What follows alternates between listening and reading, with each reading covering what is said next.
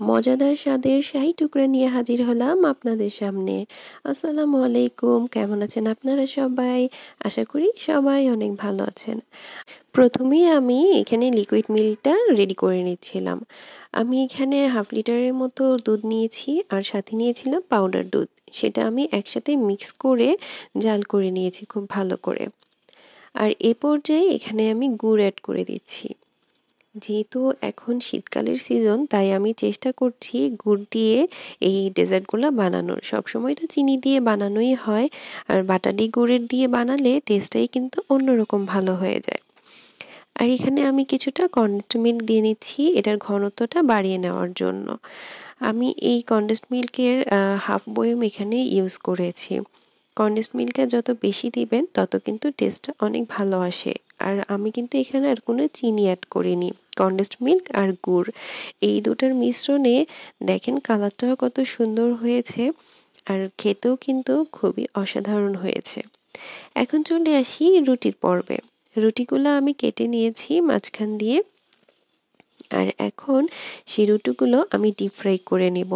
আমি এখানে তেলের সাথে অল্প ঘিও ইউজ করেছি। ঘিটা কিন্তু ফ্লেভারের জন্য। ঘি দিয়ে ভাজলে টেস্টটা কিন্তু অনেক বেশি মজা হয়। আর দেখেন আমি এখানে খুব ব্রাউন কালার করে সুন্দর করে একটা একটা করে ভেজে নিচ্ছিলাম। এরকম ব্রাউন কালার করে ক্রিস্পি করে ভেজে নিলে খুবই ইয়াম্মি হয় আর মচমচে। দেখেন এখানে আমি পিরামিড বানিয়ে ফেলেছি। আর এই পর্যায়ে আমি একটা ডিশে পাউরুটিগুলো খুব সুন্দর করে সাজিয়ে নিলাম। সাজানোর পর এর উপরে এখন আমি ক্ষীরের যে মিশ্রণটা বানিয়েছি সেটা দিয়ে দিচ্ছিলাম।